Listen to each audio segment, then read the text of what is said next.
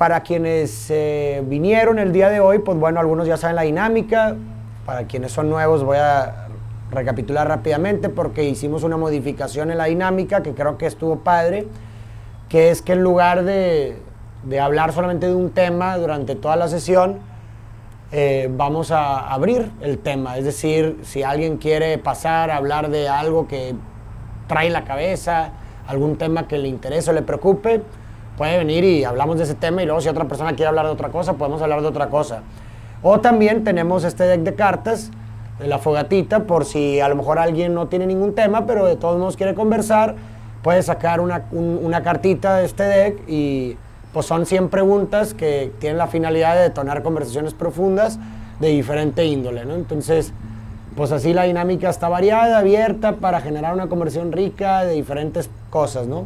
Yo puedo iniciar proponiendo un tema, por si alguien quisiera pasar a conversarlo conmigo, que me parece que es muy relevante el día de hoy por lo que pasó el día de ayer en los Óscares, porque sale a la luz un debate interesante, ¿no? Que, pues, si se justifica, bueno, para quienes no supieron, que nos escuchan o que están aquí, el día de ayer se llevaron la premiación de los Óscares y un comediante, Chris Rock, que estaba presentando un premio, e hizo una broma, un chiste sobre la esposa de Will Smith, que está pasando por una condición que se llama alopecia, que es una enfermedad que hace que te quedes sin pelo.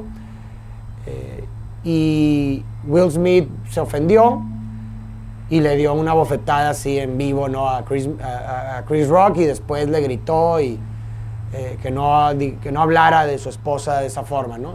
Entonces esto pues desató un debate, ¿no? Mucha gente justificó la respuesta de Will Smith diciendo que pues estaba defendiendo a su familia y que humillaron a su esposa públicamente y que justificaba que reaccionara de esa forma. Otra gente no.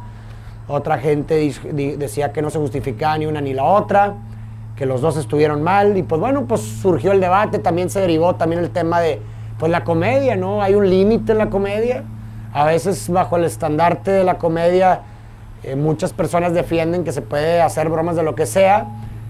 ¿Realmente se puede? ¿Realmente no tiene límites la comedia? ¿O hay a lo mejor ciertos límites que pudiéramos marcar para decir, oye, pues esto ya no es gracioso? No lo sé.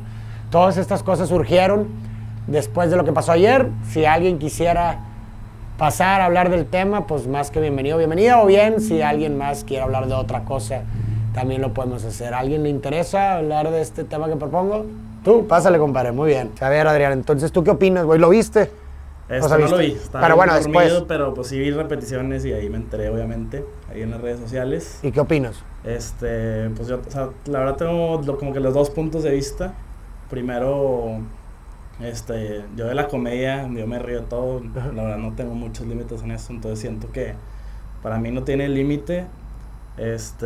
A lo mejor hay momentos y ahí pues siento que atacar a una persona ahí del público pues, como que muy directamente, pues a lo mejor estuvo mal, pero pues yo siento que pues no es, o sea, siento que no está mal que se hablen de esas cosas mientras no ataques a esa persona. Entonces pues yo estoy de este lado, pero también de parte de Will Smith no puedes reaccionar de esa manera. La violencia no creo que sea para nada la solución y la manera de reaccionar. Hay mil maneras de hacerlo, y pues primero pues cómo me lo habló así gritando, interrumpiendo un programa tan famoso y tan importante, y luego irla a pegar. O sea, siento que estuvo demasiado mal, no pudo controlar sus emociones, y siendo una figura pública pues mucho menos, ¿verdad? Ok, a ver, te voy a hacer preguntas sí, para dale, conversar. Dale. Sobre la primera parte que mencionas, en este caso, que pues dirigirse una broma o un chiste a una persona, pues se te pareció incorrecto, ¿no? Pero ¿qué pasa? Por ejemplo, yo te pregunto, ¿qué opinas de cuando a lo mejor no se están dirigiendo a una persona en específico con un chiste, pero a lo mejor sí a un grupo de personas? A lo mejor no es directo hacia una persona en específico, pero sí se bromea con un grupo que, pues no sé, tal vez pudiera, que tiene alguna condición, que pudiera a lo mejor sufrir por esa condición. O sea, tú ahí, ¿qué dirías? O sea, ¿piensas que está bien, o sea, que se justifica, o que sí hay una delgada línea? ¿Qué piensas? Pues, o sea, siempre va a haber las personas que dicen que está mal y la que está bien. Yo creo que la comedia, pues, se basa literalmente en eso. Digo, la gente malamente a lo mejor se ríe de esas cosas y pues son... Yo no sabía que era comediante hasta ahorita que dijiste. O sea, Chris Rock. Chris Rock, no lo conocía, la verdad. Pero pues ya que... O sea, cuando dijiste que era comediante, como que también me cambió el chip. O sea, si a eso se dedica, pues bueno, pero pues te digo, ahí atacó a una persona, pero yo creo que hay grupos, pues no hay límite, digo, depende. O sea, si yo soy de las personas que haz de cuenta, pues no sé si lo conoces, el Adrián Marcelo, sí, famoso, claro. pues yo creo que, pues si la gente que no, o sea, que no le cae bien o así, pues no le escuches y ya, como que siento que tiene su audiencia y pues no hay por qué, pues criticarlo, pues se está expresando y pues digo, sí, pues sí, o sea, como que siento que sí está bien y pues si no lo quieres escuchar, pues no lo vas a escuchar y ya. Ya. Ahorita también se me hizo interesante que hayas mencionado ya en la respuesta de Will Smith que, pues bueno, que su reacción fue violenta y pues que tal vez pudo haber elegido otra forma de reaccionar. ¿Qué opinas, por ejemplo, del acto de Chris Rock? O sea, ¿consideras que lo que hizo, o sea, su chiste es también violencia? ¿Es una forma de violencia? ¿O un chiste o algo verbal no puede llegar a ser violencia? No, sí, definitivamente sí es un tipo de violencia. O sea, pues atacó, como te digo, directamente a una persona ahí del público. O sea, entonces yo creo que... Y aparte hay momentos, no sé, nosotros para una fiesta unos amigos contratamos un comediante, somos, no sé, 25 amigos, pues, queremos que ataque a las personas y pues les va a decir y pues nos vamos a aguantar. Pero estando en un programa de que lo está viendo todo el mundo, o sea, ¿cómo te pones a atacar a alguien así tan directo? No sé, como que estuvo muy fuera de la mano y 100% es una violencia verbal. Pero pues bueno, la verbal pues siempre yo creo que es menos que la física. Bueno, a veces, a veces, ¿no? O sea, yo creo que a veces, pero pues no sé, en este caso yo creo que... No creas pues, que... Digo, un chiste pues, o algo así, pues siempre va a ser menos que pues pegarle a alguien físicamente. Bueno, no siempre. Digo, no crees estoy jugando ahí con palabras, sí, pero... ¿No consideras que a veces, a lo mejor, a través de las palabras puedes causarle alguna condición mental a otra persona por el resto de su vida? ¿Algún trauma que le persigue durante el resto de su vida y pues le hace sufrir? Sí. Durante, no, definitivamente, o sea, sí.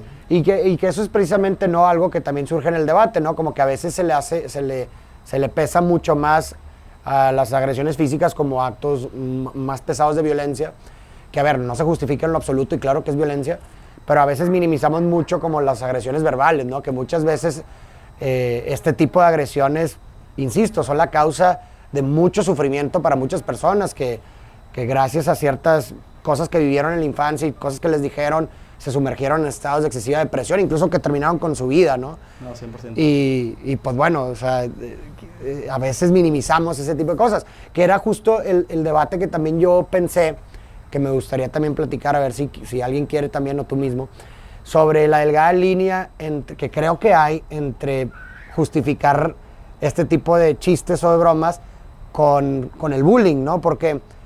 O sea, si vemos que lo fundamental, por ejemplo, de este chiste es precisamente burlarse una condición de otra persona sin su autorización, sin nada, sin someterse voluntariamente a que la madren, ¿verdad?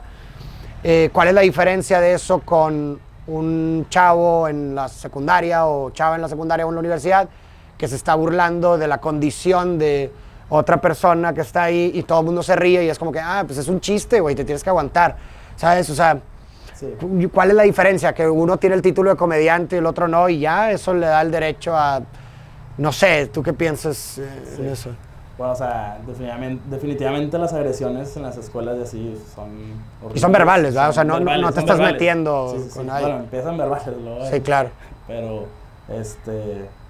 yo creo que sí está mal, o sea, definitivamente, pero también, o sea, es a lo que voy, depende del público. O sea, como te digo, ahí públicamente con mucha gente que no conocía a muchos, pues atacó a esa persona. Acá, pues muchas veces, o sea, el comediante que yo te digo con mis amigos, pues a eso vamos, ¿no? Que nos claro, sí, que, o sea, creo que no sé, esa característica creo que es importante, la que tú mencionas. O sea, en tu caso, pues te estás sometiendo voluntariamente a lo que va a pasar, ¿sabes cómo? O sea, sabes y tienes la expectativa de que, bueno, vas a salir madreado y pues bueno, pues ya te metiste, ¿no? Sí. Pero pues me parece que, no sé, en este caso, pues esta señora, pues no fue de que, voy a los Oscars para que me madren, güey, así me explico, o sea, pues voy porque mi esposo está nominado y lo que tú quieras, o un chico en la escuela, una chica en la escuela, pues va a la escuela, pues no porque va a querer o tiene la expectativa de que la madren o lo madren, sino pues porque tiene que aprender, tiene que educarse, ¿no? Entonces a lo mejor ahí puede haber algo, ¿no? O sea, a ver, está bien, si vas y estás voluntariamente sometiéndote, pues te asume las consecuencias, ¿no? Pero Sí. pues si no... Sí, pues yo creo que va por ahí, o sea, y es a lo que voy, ¿no? Si yo voy a ir a un show de un comediante, pues también no vas a ir a criticarlo de que porque haya acusado a este grupo cuando tú fuiste Claro, a sí, sí, sí. escuchar eso, ¿me entiendes? Bueno, O sea, de completamente, eso. sí, sí. Sí, o sea, si vas, pues te estás de cierta forma como abrazando lo que llega a pasar ahí, porque Siendo pues parte sabes a de- lo que vas, sí. ¿sabes cómo? Sí. Pero bueno, pues muchas gracias, carnal. Pues bueno, ¿qué opinas de este suceso? Yo la verdad estoy como ideas encontradas, Ok. porque en el momento, yo tampoco lo vi, pero pues de que todos empiezan a hablar de redes sociales y todo, lo primero que me salió fue como una falta de respeto de Will Smith, que, o sea, culpa de él. Ya cuando leí un poco más, yo obviamente empaticé con su esposa. Claro, pues sí, sí, sí. Pues digo, fue pues, la realmente perjudicada de todo esto, ¿no? Claro, claro. Y dije, definitivamente estuvo mal. O sea, para mí ese chiste no. Sí, claro. O sea, sí fue violencia, sí fue agresión. Totalmente. Totalmente. Y mi cuestionamiento es más, ¿cuál habría sido entonces la reacción apropiada? ¿Tú cuál consideras que hubiera sido una apropiada? O sea, bueno, primero vamos a partir de lo principal. La reacción que fue, la respuesta de él, ¿consideras que fue desproporcionada de entrada? Considero que fue desproporcionada, Ok. pero considero que debía de haber una reacción. Ah, claro, ok. Entonces ya que calificamos desproporcionada la que fue, entonces ya podemos tal vez poner otras alternativas. ¿Cuál consideras tú que pudo haber sido? Justo ese es mi cuestionamiento, porque creo que la violencia estuvo mal, definitivamente no había cabida para un golpe, tal vez frente a televisión mundial. Pero, no sé, tal vez con palabras, verbalmente, hey, una disculpa para mi esposa enfrente de todos, así como tuviste el valor de humillarla enfrente de todos, ahora tener el valor de pues pedirle una disculpa. No sé, bueno, ahora que lo pienso, tal vez esa habría sido una mejor reacción para mí. Pero sí, totalmente. me da curiosidad, ustedes como hombres, ¿cuál habría sido su reacción? Sí, esa es una gran pregunta, porque justo estaba haciendo un live a mediodía hablando del tema. Y yo quise dejar en claro, ¿verdad? Porque muchas veces, y no nada más en estas situaciones, sino en cualquier tipo de situaciones, es muy fácil para la gente como opinar de forma externa a una situación, ¿no? Porque Claro. pues tú crees que harías una cosa u otra cosa. Entonces, siempre me gusta dejar claro que, a ver, no juzgo a la persona porque yo no sé si a lo mejor estando en la misma circunstancia, o sea, si aplico una empatía extrema, a lo mejor yo hubiera hecho exactamente lo mismo. ¿Sí me explico? Entonces, no juzgo a la persona, estoy tratando de juzgar el acto. ¿Me explico? Entonces, pues, tal vez yo hubiera hecho lo mismo. ¿Sí me explico? Y lo que digo yo es que quiero creer, ¿verdad? O sea, quiero creer, espero y tengo la fe de que, como tú dices, era posible otra respuesta. O sea, quiero creer que era posible otra respuesta. Como tú dices, a lo mejor verbalmente, ¿verdad? A lo mejor, ya ves que después de la agresión dijo algo como con carácter y seguridad de que no vuelvas a hablar. No sé, a lo mejor eso hubiera sido la respuesta. No lo sé, ¿verdad? Es muy fácil decirlo por fuera. Pero yo quiero creer que sí hay otras formas. Por lo menos en ese tipo de casos, ¿no? Entiendo que hay casos en específico, y a lo mejor es algo polémico, en los que la violencia física puede ser un recurso, ¿verdad? Entiendo, o violencia de cualquier tipo puede ser un recurso para casos muy extremos, lo entiendo. Pero yo creo que para este caso no. ¿Sí explico? Yo creo que para este caso en específico no es o sea, pudo haber habido otra respuesta, ¿no? Quiero creer, digo. Sí. Es muy fácil decirlo estando detrás y siendo un externo, pero confío y quiero creer que sí era posible otra respuesta como esa, ¿no? Insisto, o sea, sí tenemos como, y yo creo que, a ver, a lo mejor no distingue géneros, a lo mejor, no sé, tú estás en un lugar donde están humillando enfrente a millones de personas, a tu mejor amiga, a tu hermana, pues, o sea, entiendo que puede llegar a subirte la emoción, ¿no? Y el problema de la emoción es que es mutuamente excluyente con la razón, Sí. ¿no? O sea, el lugar que ocupa la emoción se va a la razón, ¿no? Entonces, entiendo que, pues sí, en ese tipo de situaciones se te nubla el juicio y terminas haciendo cosas de las cuales después te arrepientes. Me imagino que Will Smith está sumamente arrepentido, ¿verdad? Y considerando que ganó su primer Oscar después, ¿no? Pero bueno, insisto, yo quiero creer que era posible otra respuesta y quiero, o sea, más que nada lo que me preocupa es los modelos, ¿no? Es decir, o sea, quiero creer que existe respuesta para darle esperanza a otra gente que existen otras formas de lidiar con el conflicto, ¿sabes? Porque de otra forma, si justificamos este tipo de cosas para enfrentar, pues a lo mejor ese tipo de cosas, pues estamos como diciendo no hay otra alternativa y pues este es el arma que tienes para enfrentar cuando alguien a lo mejor te diga algo que te ofenda, ¿no? Hombre, pues entonces nos vamos a pelear todo el tiempo, ¿sí me explico? Entonces, no sé, es complicado, pero quiero creer que hay otra respuesta. Sí, justamente ese era mi punto, en qué momento la emoción sobrepasa la razón. Porque, bueno, inmediatamente después alguien llegó a contarme una anécdota que, pues, una pareja y la chava sufrió, pues, un tipo de acoso en un lugar público y, pues, su novio como que se dio cuenta y no hizo nada. O sea, se dio cuenta, pero se contuvo.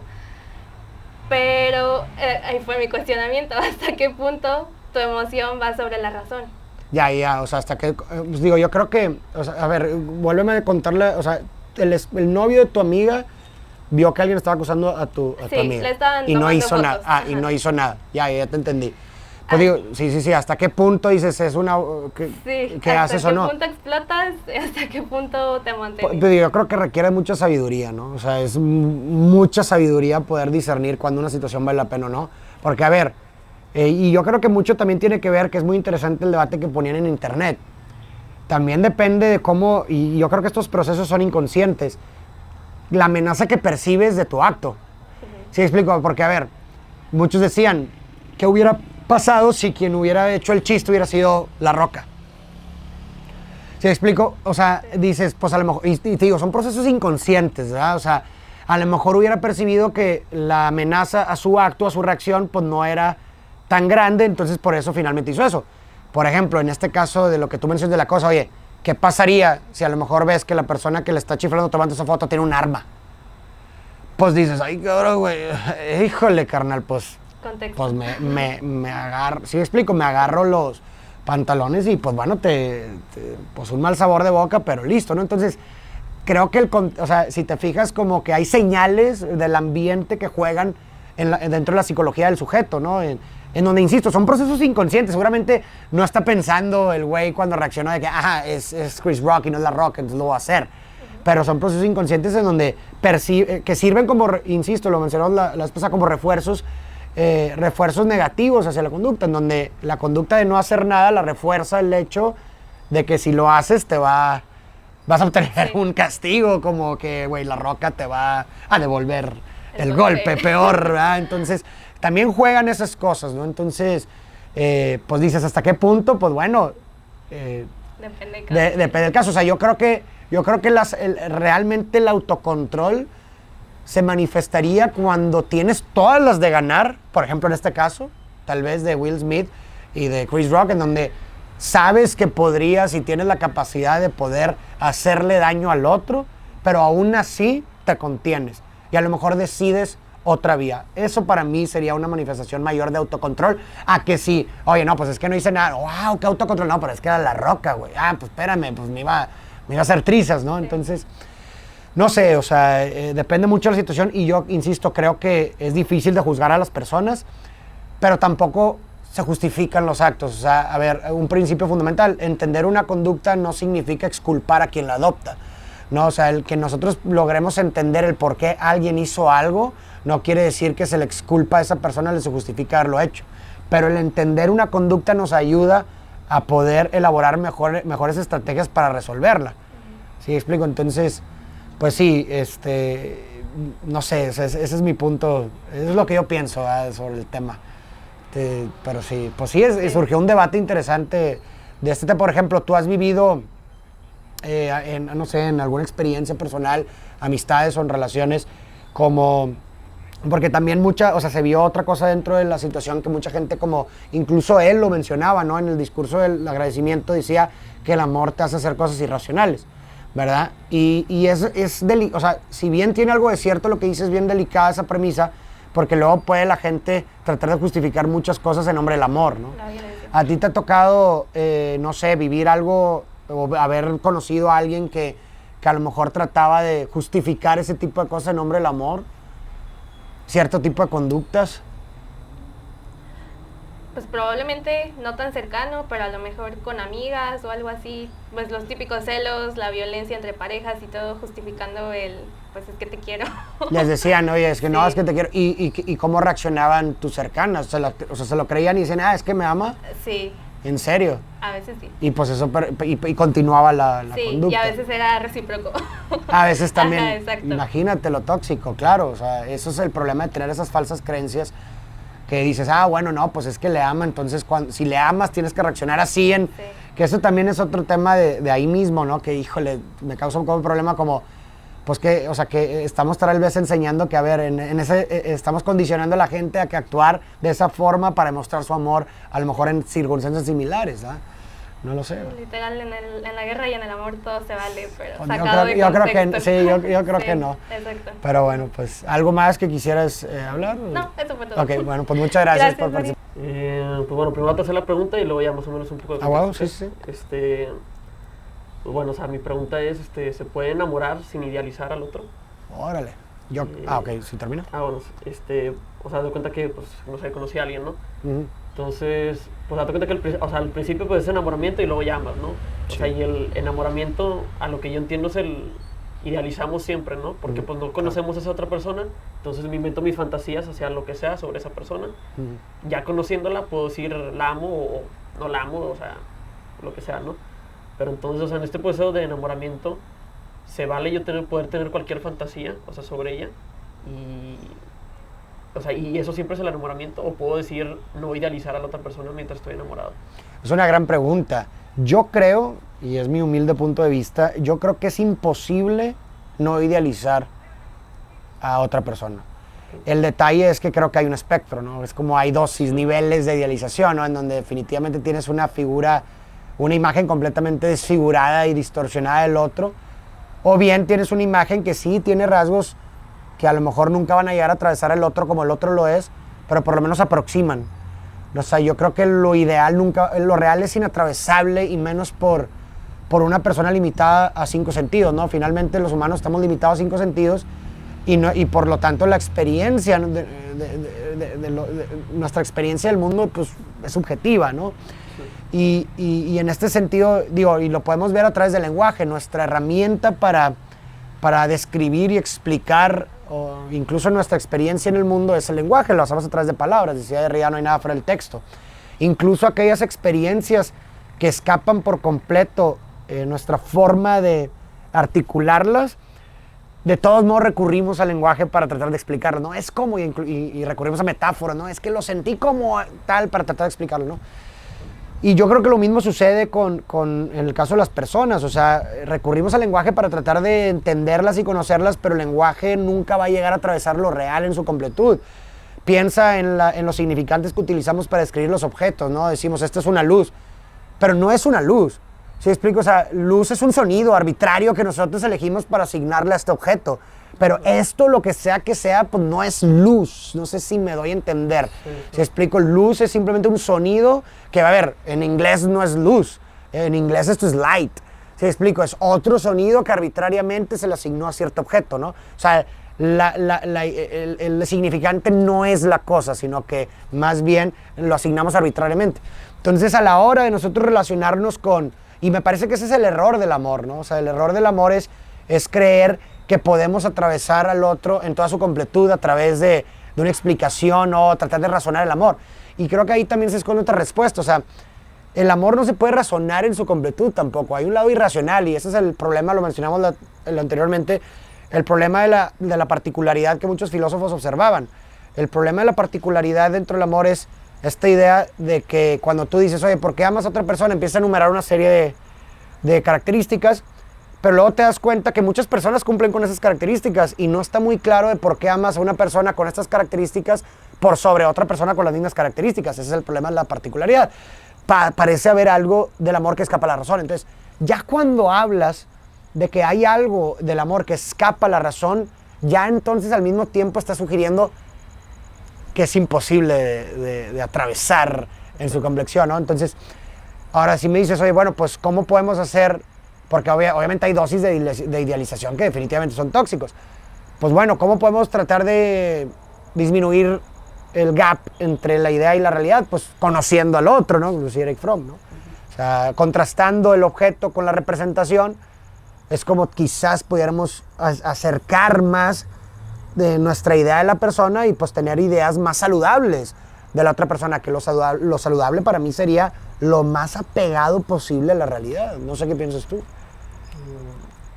O sea, pues sí, pero, o sea, bueno, o sea, también es que tenía la duda también de, por ejemplo, cuando yo pues tenía estas fantasías o así, o sea, no sé, que, no sé, salíamos y luego pues yo regresaba a mi casa y todo, y que, pues bueno, estuvo chido, y al día siguiente pues no nos vemos por un tiempo, y pues otra vez en ese tiempo son mis fantasías, ¿no? O sea, y cuando me negaba a fantasear, me negaba a enamorarme, o sea, no importa si me nego a fantasear. Ya, o sea, estabas viviendo como que estabas fantaseando y dijiste, oye, Sí, no quiero hacerme todas estas expectativas, y te estaban negando. Pues es una gran pregunta, pero yo creo que no, porque, a ver, insisto, o sea, no es como que tú puedes controlar el estímulo. Lo que puedes controlar es la respuesta, como en este caso que tú dices, no quiero pensar en esto. Pero si finalmente el enamoramiento, o sea, viene del objeto hacia ti, en tanto que no es como que tú eliges, me quiero enamorar de este objeto y no de otro, pues yo creo que finalmente, pues no importa, finalmente, si tratas de racionalizar un poco tus sentimientos en el sentido de que, pues finalmente, si ese objeto se va a interponer sobre los otros, se va a interponer, dejes de fantasear o no.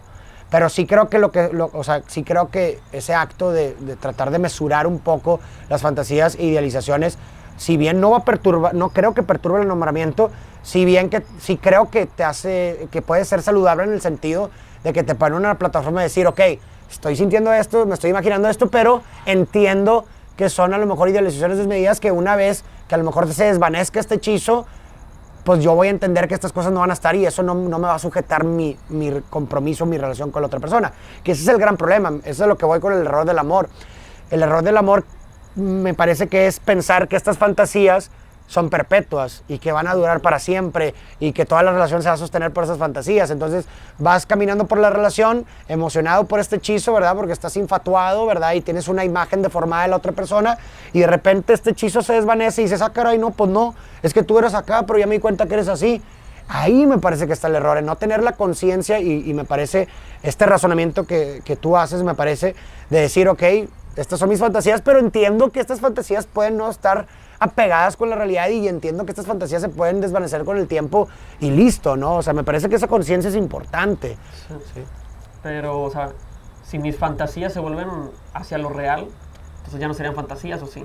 O sea, ya no estaría idealizando, sino nada más estaría planeando. Pues tal vez estarías acercando, o sea, en mi punto de vista creo que si estás acercándote a lo real, pero atravesarlo en su completud yo creo que es imposible. Okay. O sea, sí, yo creo que es imposible atravesarlo. O sea, a ver, ¿quién eres tú, güey? Si le preguntas a tu mamá quién es Eric, pues te va a decir algo. Y si le preguntas a tu papá, te va a decir otra cosa. Y si le preguntas a tu pareja, te va a decir otra cosa. Pero ¿quién eres, güey?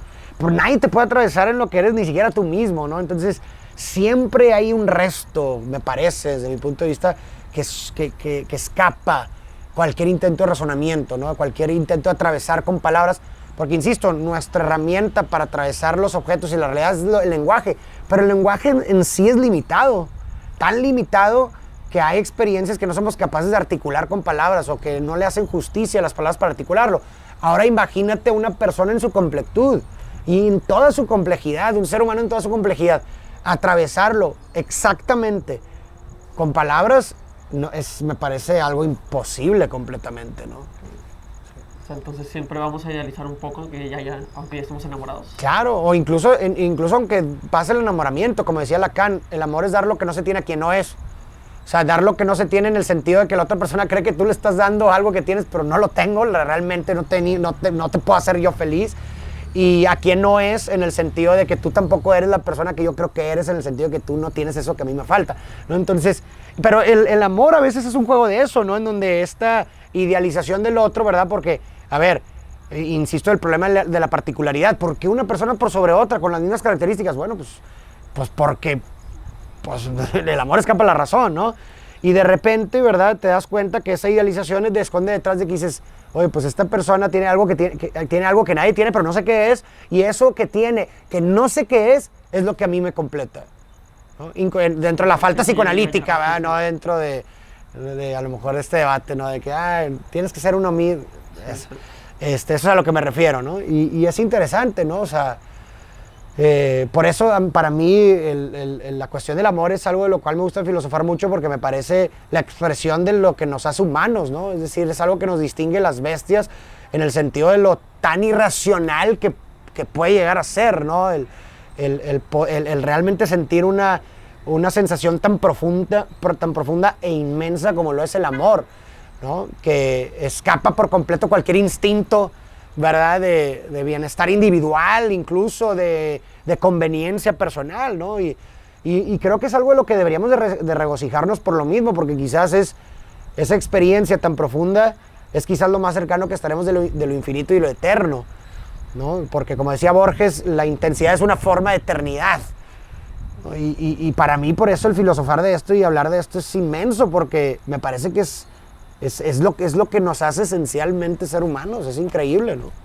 Siempre me rompe la cabeza cuando hablamos de esto, como ahorita, ¿no? O sea, pero sí, no sé qué pienses tú Entonces, bueno, o sea, igual, o sea, no sé si medio trastornado, pero pues el amor también sería lenguaje. ¿En qué sentido? O sea, pues si dices que es lo que nos diferencia de los animales, si el animal pudiera tener el mismo lenguaje, ¿también podría amar como nosotros? Yo creo que sí. O sea, yo creo que el animal, digo, algo que nos distingue esencialmente de los animales es el lenguaje, esa capacidad de significar y de crear abstracciones y ficción.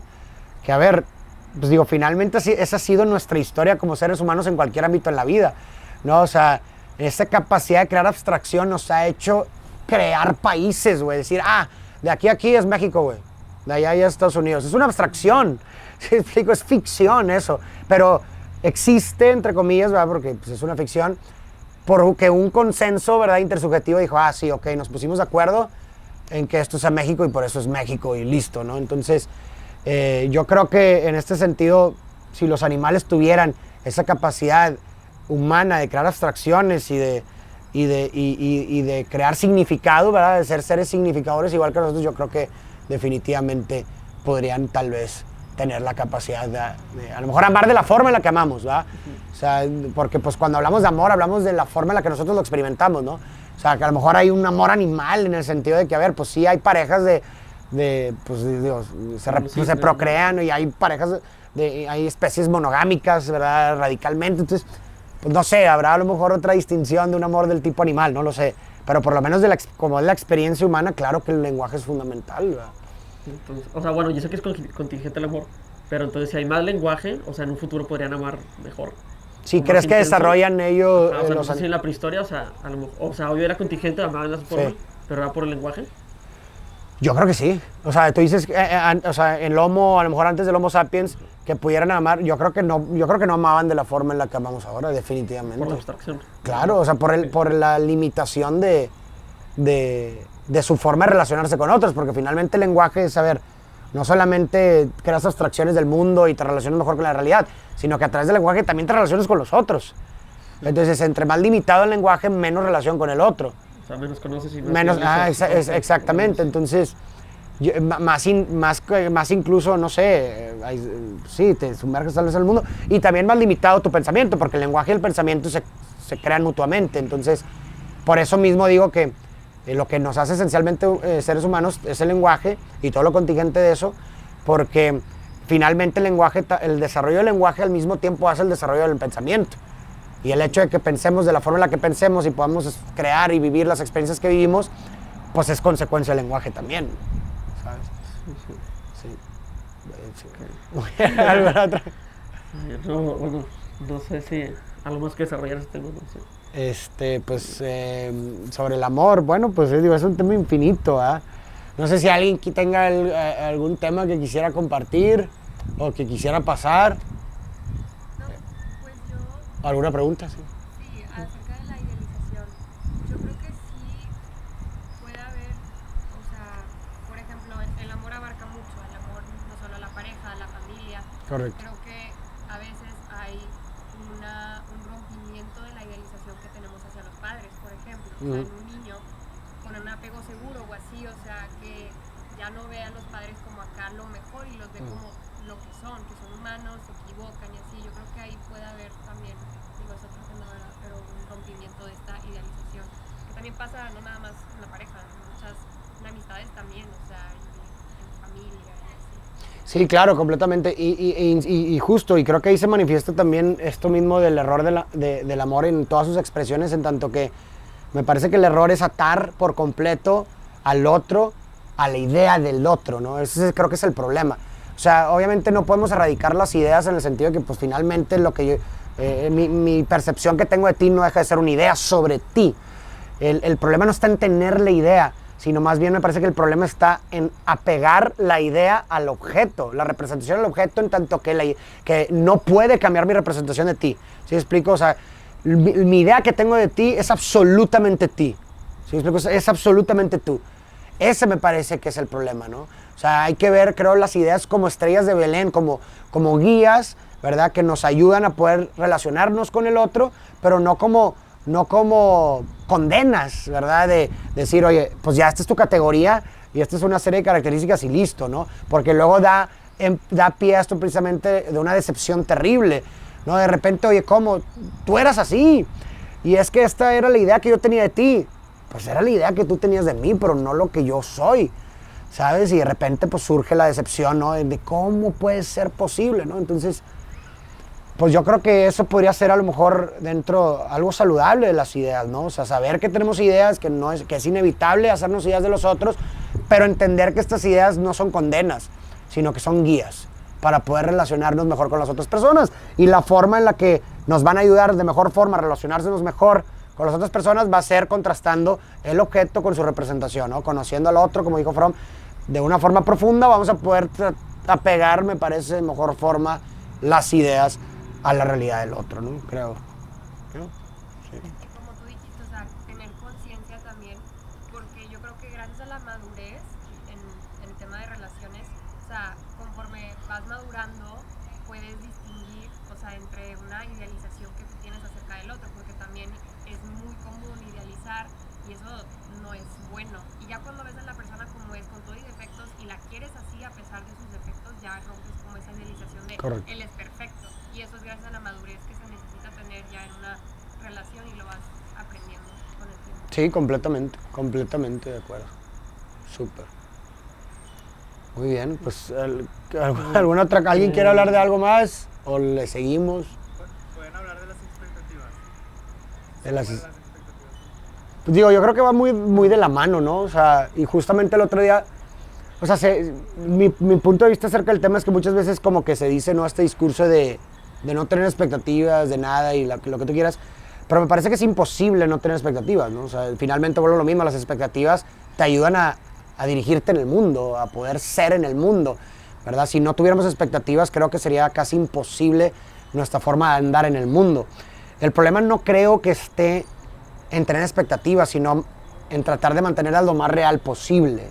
Ahí me parece que está lo importante dentro de la expectativa, porque a ver, pues evidentemente me parece saludable incluso tener ciertas expectativas base de las cosas. No sé, si voy a entrar a una relación, oye, lo mínimo que espero entrar a una relación es pues un respeto mutuo, ¿verdad? Una compasión mutua, etc., ¿no? Entonces, y es completamente entendible y saludable tener esas expectativas dentro de una relación. Insisto, el problema no me parece que esté en tenerlas, sino en no mantenerlas lo más real posible, porque volvemos a lo mismo, es imposible realmente atrapar la realidad, pero en acercarnos lo más posible. Y creo que, no sé, una forma de hacer eso, cuando estás hablando de una relación, yo creo que es, pues, obviamente a través de, digo, ¿cómo llegas a conocer a la otra persona lo más que puedas? Pues a través de la comunicación efectiva, abierta, sincera, honesta, transparente, ¿verdad? Porque conforme más puedas conocer a la otra persona, pues más vas a poder elaborarte una estructura, un esquema, ¿verdad? De lo que puedes esperar y no de la otra persona, ¿verdad? Si no conoces a la otra persona, pues de repente te va a sorprender un montón de veces, pues no la conoces. Oye, no, es que hizo esto, yo creí que iba a hacer lo otro, pues no la conoces lo suficiente. ¿Sí explico? Entonces, entre más puedes llegar a conocer a una persona, más vas a poder, creo yo, nivelar estas expectativas que vas a tener de la persona. Oye, si ya, llevo conociéndote y platicando profundamente contigo, abiertamente y activamente, pues voy a lo mejor elaborarme ciertas expectativas que van a estar más ad hoc a lo que tú eres, ¿no? Oye, sé que esta persona va a actuar de estas formas porque me consta a mí, lo he platicado con él, conozco sus valores y me lo ha demostrado con diferentes actos que se desempeña de esta forma en determinadas circunstancias. Entonces, pues mi expectativa es que se comporte de esa forma y no está mal, ¿no? El problema es que, y yo me he dado cuenta mucho, me ha pasado que, porque este juego, pues te digo, lo vendo, es un juego de un deck de cartas de 100 preguntas. Y me he dado cuenta mucho de que pues muchas parejas lo compran para jugarlas con sus parejas, ¿no? Y estás hablando que me ha tocado casos de personas que ya llevan 5 años, ¿no? N cantidad de años. Y de repente es impresionante cómo las ves jugar, ¿verdad? Y de repente empiezan a surgir ciertas preguntas que nunca se habían hecho y de repente empieza a haber conflicto. ¿Cómo que piensas así, no? Pues sí, y que no sé qué, no, y empieza a surgir un conflicto y tú dices, oye, pues ¿cómo, güey? O sea, no llevan 6 años, ¿no? de estar juntos y no han tenido este tipo de conversaciones. Pues a ver, esto te habla que la cantidad no sugiere calidad. El hecho de que pases mucho tiempo con una persona no quiere decir que la conoces lo suficiente, ¿verdad? O sea, se trata de la dinámica, no tanto de la cantidad. Entonces, te das cuenta que muchas veces por pena, por vergüenza, por miedo, por lo que tú quieras, hay personas que no se atreven a tener conversaciones de este tipo con sus parejas. Y el problema porque a veces uno dice, digo, obviamente hay multifactores, pero a veces uno dice, no quiero ni saber, o sea, no le quiero preguntar esto porque no quiero saber la respuesta, ¿no? O sea, prefiero el cinismo prefiero no saberlo, ¿no? Pero bueno, ok, está bien que prefieras no saberlo, pero atente a las consecuencias de no saberlo, que es menos conocimiento de tu pareja y por lo tanto o sea, puede ser que tus expectativas no cumplan con la realidad. Entonces, pues bueno, o a lo mejor te da vergüenza preguntarlo porque ¿qué va a decir mi pareja si le pregunto esto? Y eso también me he dado cuenta mucho del juego, que el juego le sirve a la gente como excusa para hacerse este tipo de preguntas. Y es como decir, yo no te hice la pregunta, salió del juego, ¿no? Entonces, ¿sí me explico? Entonces, es increíble porque, insisto, lo que trato de decir de esto es que parece haber poca gente que realmente está dispuesta a conocer a profundidad a las personas con las que les rodea, ¿no? Y creo que es fundamental eso para poder tener expectativas saludables de las personas con las que te rodean, ¿no? O sea, sí. Es parte de la idealización, de que prefiero no saber su opinión porque yo en mi mente él es lo mejor y piensa lo mejor y no piensa diferente a mí o así. Ajá, y a lo mejor no quiero saberlo porque existe la posibilidad de que me va a decepcionar. Sí, claro. Entonces, que no ven corazón que no siente. Entonces prefiero no saber porque prefiero una mentira que ilusione a una verdad que duela, ¿no? En este caso, ¿no? O sea, pero pues sí, o sea... Bueno, ahí tengo otra pregunta, o sea, así para pasar de enamoramiento a amor, o sea, tengo que, o sea, por eso que tú dices, o sea, aceptar esa futuralgia, o sea, romper todas esas expectativas que tenga porque pues ya la amo, o sea, ya no puedo idealizar a esa persona. No, o sea, digo, no sé a qué te refieres en específico. O sea, si, por ejemplo, o sea, yo, o sea, ya dejé de idealizarme tanto de ella porque pues ya la conozco bien, ¿no? Entonces, o sea, lo que yo esperaba hace mucho de ella, pues ya hoy sé que no es realidad. Ya, o sea ya tienes una visión ajá, más ad hoc a lo que la otra persona es. Ya la conozco, ¿no? Ajá. Pero entonces podría, o sea, el enamorarte es aceptar la futuralgia. ¿Enamorarte es aceptar la futuralgia? Digo, amar. Amar es aceptar, pero bueno, de que depende, o sea, la futuralgia la definimos como la tristeza melancólica por la pérdida de un futuro anhelado, pero un futuro anhelado, ¿no? Entonces, pues digo, realmente, o sea, tú puedes visualizar e imaginar otros futuros suficientemente agradables con tu pareja que te hagan que redirecciones ese anhelo hacia este nuevo futuro, ¿no? O sea, a lo mejor, sí, en gran parte te enamoras, creo que por dónde vas, en gran parte te enamoras de lo que imaginas o proyectas que puedes llegar a hacer con la otra persona, sí, ¿no? El detalle es que yo creo que conforme vas conociendo a la persona, esa visión se reedita con el tiempo. Okay. Y no me parece que pases por una futuralgia en el sentido de que como se va reeditando, me parece que mientras sigas con la persona amada, el hecho de que sigas con esa persona sugiere que la visión que proyectas con esa persona sigue siendo anhelada. ¿Sí me explico? O sea, sigues encaminándote hacia un futuro deseable por el hecho de que sigues junto. Me parece que la futuralgia surgiría en el caso en el que te desilusionas por la idealización, de repente te das cuenta que no es lo que parecía, ¿verdad? Que no coincide con tus ideas la persona, y entonces ahí sí se vive una futuralgia porque pues tienes que aceptar y resignarte a que esos futuros que tú proyectabas inicialmente ya no son posibles porque la persona no resultó ser lo que tú pensabas. Pero ahí lo que sucede inevitablemente, pues es la ruptura. ¿Por qué? Porque pues ya no hay un futuro. Cuando ya no hay un futuro encantador o anhelado, proyectado junto con otra persona, es cuando ya es pura miserabilidad, ¿no? O sea, es decir, ya la relación se ha podrido. ¿Me explico? ¿Por qué? Porque el futuro es una visualización de un futuro anhelado es fundamental para poder caminar. Y lo hacemos todo el tiempo. Es decir, el hecho de que yo proyecte, yo me levanto en la mañana y el hecho de que yo proyecte mi siguiente actividad después de levantarme hace que yo me levante, me bañe y luego me vaya. Porque, pues, me explico, hay un futuro que proyecto hacia el cual me dirijo.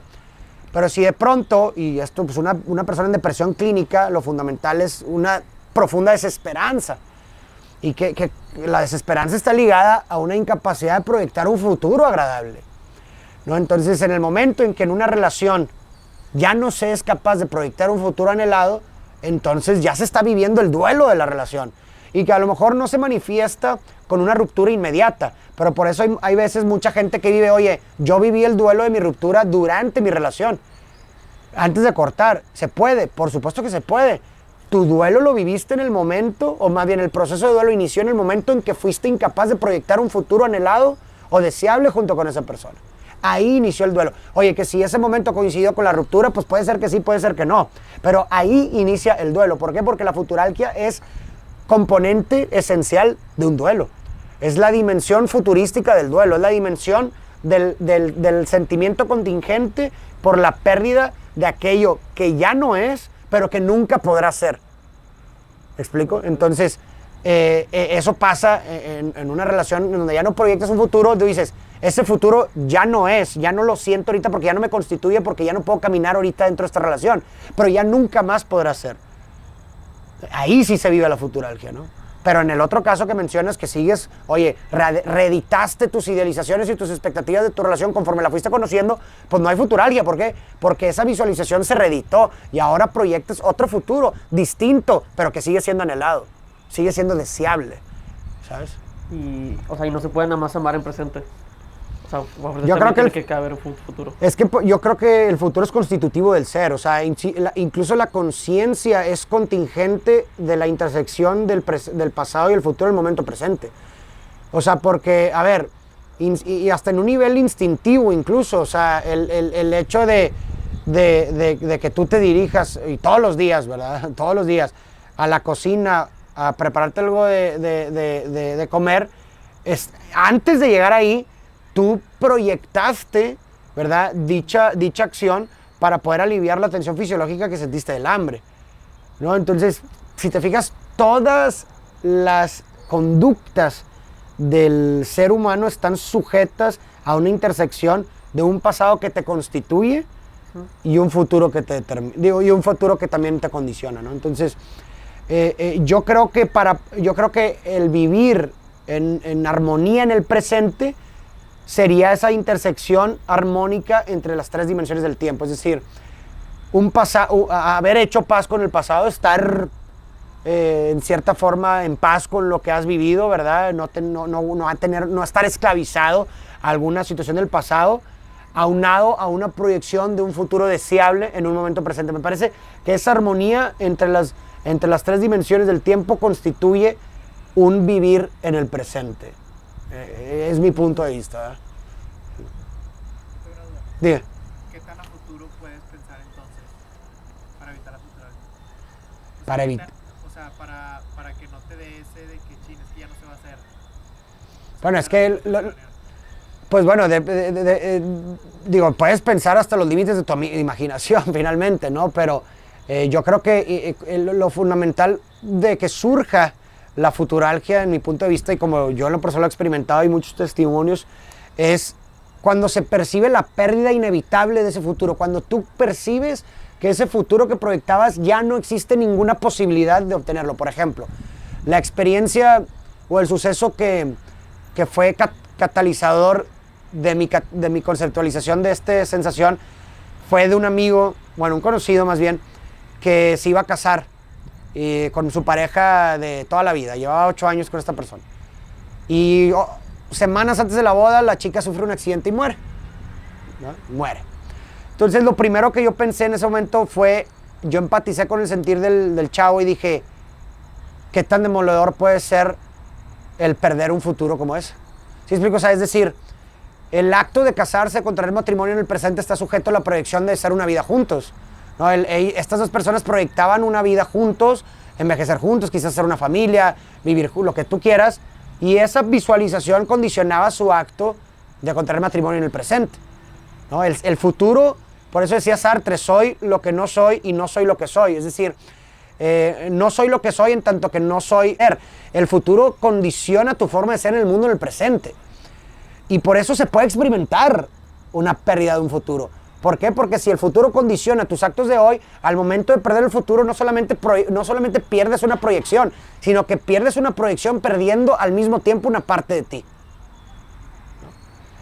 Y entonces, tomando el caso de este conocido, pues definitivamente lo que me parecía que a lo mejor le dolía como en lo más profundo es la contemplación o la añoranza de ese futuro que ya nunca más podrá ser, que es una vida con su pareja.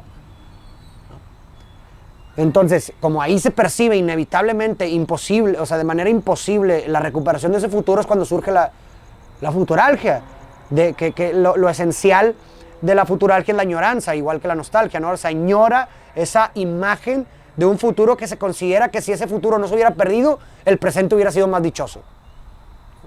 Eso es lo fundamental de la futuralgia. Como la nostalgia para el pasado, ¿no? Que el nostálgico añora lo que fue y considera que si ese pasado fuese en el presente, su realidad sería más dichosa. El futurálgico es igual, pero en la dimensión del futuro.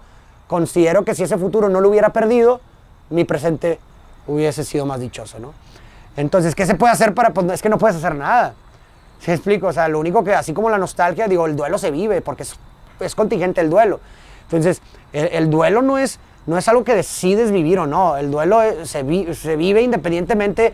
Es el proceso. Yo creo, y lo que he leído, y la conceptualización que yo me creo es que para mí, metafóricamente, el duelo es ese proceso que tu mente y tu cerebro naturalmente inicia para curar una herida psicológica producida por una pérdida. De la misma forma en la que tu cuerpo sabe qué tiene que hacer cuando se corta, es decir, de que solito inicia un proceso de curación de la herida que surge físicamente sin que tú hagas nada, yo creo que el duelo es ese mismo proceso ante la pérdida.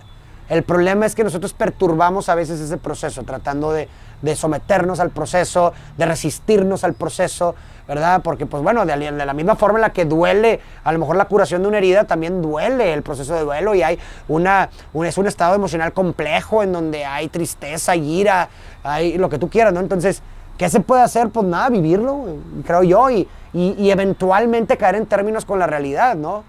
Que ese es el trabajo de duelo. Finalmente, del trabajo del duelo surge el reconocimiento de la realidad tal y como es.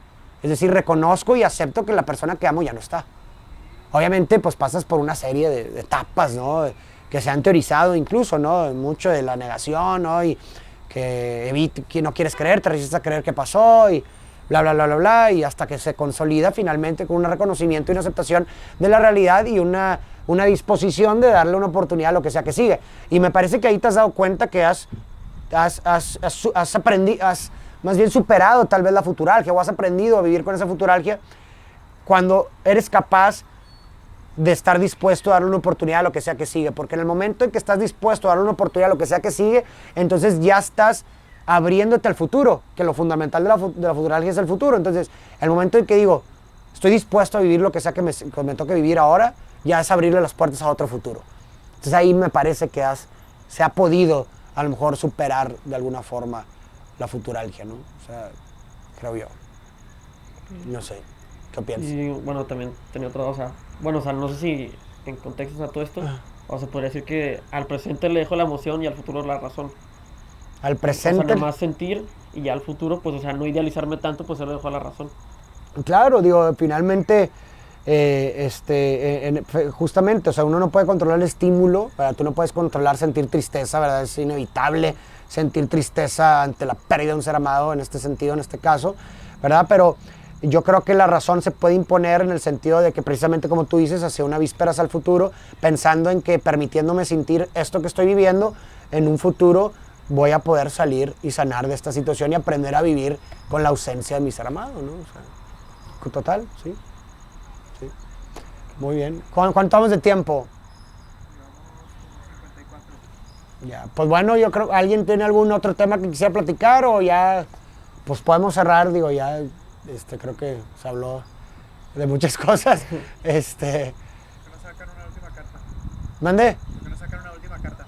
¿Quieres sacar una? Bueno, vamos a ver.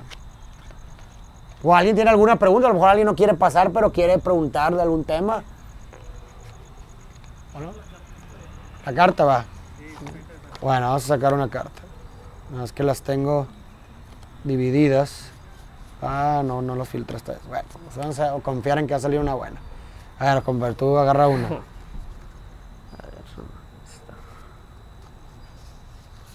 Ojalá sea una buena. Ah, va, que está chida. ¿Te gustaría saber la fecha y la hora de tu muerte?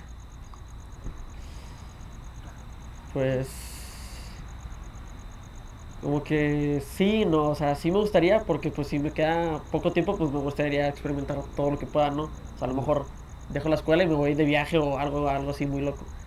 Pero pues también pues o sea, cabría la posibilidad de que si fuera pues, o sea, en poco tiempo, pues me deprima o algo. Claro. Entonces, Sí, a lo mejor tendría sus cosas buenas porque me podría administrar hacer lo que yo quiera. Pero sí, a lo mejor podría quedar en depresión y decir de que no, pues ya que. Sí, o un nihilismo, una ansiedad también de que no mames, me voy a morir en un mes. Porque también es una ruleta rusa, o sea, a ver, así como dices de que, oye, no, pues a lo mejor toca un buen tiempo que me da cierto determinado tiempo para poder hacer cosas, pero imagínate que te dice una semana. Pues ¿qué voy a hacer, güey? ¿Qué voy a hacer una semana, no? Sí, o sea, es interesante. Yo, la verdad, no. O sea, yo, la neta, no, porque, pues, o sea, creo que tenemos que aprender a tener que valorar las cosas y nuestro momento aquí sin tener que tener como ya esa radicalización de, ok, es que pues ya esto ya no lo vas a tener el día de mañana, entonces lo tienes que valorar, ¿no? O sea, tenemos que aprender a desarrollar esa habilidad de poder valorar las cosas que tenemos y nuestra vida sin necesidad de que nos las condicionen. ¿Sí me explico? O sea, creo que, no sé, o sea, sería tomar responsabilidad de nosotros mismos y, pues, no sé, darle más sentido a la vida de uno, ¿no? Y por lo mismo que tú dices, o sea, siento que pues, también siento que sería un poco, o sea, no sé, me sentiría un poco incongruente conmigo mismo de que saber que sé que me voy a morir pronto y eso hace que cambie mi forma de ser en el mundo, me sentiría incongruente en el sentido de que, ¿cómo? O sea, entonces todo lo que hice antes, si explico, realmente no estaba viviendo la vida que yo quería para mí, ¿sabes cómo? O sea, ¿por qué no viví así toda mi vida si, pues a lo mejor ese, desde a partir de que ya sabes tu fecha de muerte, a lo mejor ese eras, ¿no? O sea, porque a lo mejor el de ahorita, pues eres el contingente de la sociedad para que no te juzgue, pero pues ya vas a morir, pues ya juzguenme lo que quieran, pues ya. Ajá, pero exactamente, pero justo, pero me daría miedo como también esa realización de cómo, porque no viví así toda mi vida, ¿sabes? Como, o sea, como que una autodecepción, ¿sabes? De Chihuahua, güey, hubiera vivido así toda mi vida. Pero bueno, pues mejor, como dijo Nacho Vegas, hay cosas que no hay que contar y hay cosas que no hay que saber, entonces se hace que esta sería una de las cosas que prefiero no saber. Pero ¿no te ayudaría también a preparar a tus seres queridos de tu partida? En vez de irte sin razón. Pues sí, totalmente, pero insisto, existe la amenaza de que ¿qué pasa que si te dice, te mueres en 1 hora? No sé, pues, o sea, a lo que voy es lo que no sé, yo pienso como decir, oye, pues ¿por qué no los preparas todo el tiempo? Y esto me lo enseñó, digo, obviamente es un caso un poco radical porque un policía. Yo conocí a un policía que en paz descanse porque murió en un combate hace poco, era aquí en Monterrey porque hizo un proyecto para la Fuerza Civil y me pusieron un policía ejemplar para entrevistarlo y me pusieron a esta persona. Y cuando lo entrevisté, esta persona, se llama José, precisamente le preguntaba de que, oye, tú preparas a tus hijos para la muerte, ¿no? O sea, pues digo, pues no sé, siempre es una posibilidad, eres un policía que constantemente y en un estado tan violento, en un país tan violento, pues no sé, existe la posibilidad de que mueras. Y él me decía que sí, todo el tiempo lo preparaba y le decía, oye, pues el día que yo falte, tú te vas a tener que hacer cargo de esto, ¿verdad? De tus hermanos, de tus hermanas, de tu mamá, XXXX, ¿no? Y mira qué casualidad que, pues desafortunadamente esta persona murió, precisamente murió hace alrededor de un año, casi se cumple, me acuerdo que fue alrededor de marzo del año pasado, murió en un enfrentamiento aquí en Nuevo León. Y lo primero que me acordé, y de hecho recompartí en el día de su muerte, recompartí ese video, ¿no? De esta entrevista con él, porque pues él estuvo preparando todo su tiempo a su gente de su muerte, ¿no? Y ahorita que mencionas esto, dices, oye, pues ¿por qué esperarnos a tener que saber la fecha de nuestra muerte para preparar a alguien cuando nosotros no estemos? Es algo que se puede hacer constantemente, ¿no? Es más, es algo que nosotros mismos podemos prepararnos y muchos filósofos lo sabían desde antaño, ¿no? El memento mori, ¿no? Que es este recordatorio constante que te vas a morir, que es un ser finito. Esa es una forma de prepararte para morir, ¿por qué? Porque aprendes a vivir. El hecho de recordarte tu muerte, ¿verdad? Y que eres finito, constantemente puede darle una mayor valuación a la vida, ¿no? Y por consecuencia valorar tus relaciones, tu tiempo por aquí, tus actividades. Entonces yo soy más de la creencia de que creo que debemos de enseñarnos a desarrollar la facultad de poder valorar las cosas y poder hacer ese tipo de cosas, de preparar a los otros a nuestra muerte sin necesidad de tener que llegar al extremo de, oye, pues te vas a morir mañana, ¿no?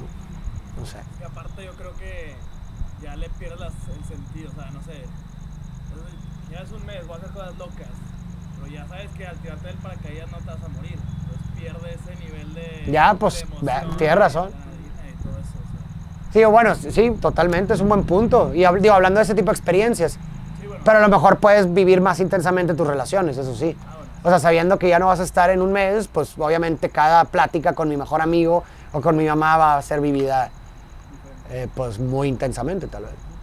¿Y crees que si todos tuviéramos conciencia, o sea, digamos desde la escuela, de que, o sea, prepararnos para morirnos, crees que hubiera más empatía, o sea, sobre los demás? Pues es que tú no creo que, o sea, no creo que se pueda controlar la forma en la que cada quien interioriza el suceso, ¿no? La realización, porque a ver, por ejemplo, vemos el caso de pues muchas personas, y yo conozco un caso cercano de una persona que se volvió bien nihilista, porque por ejemplo él murió clínicamente, porque se cayó un bungee y hubo una negligencia y pegó con el piso.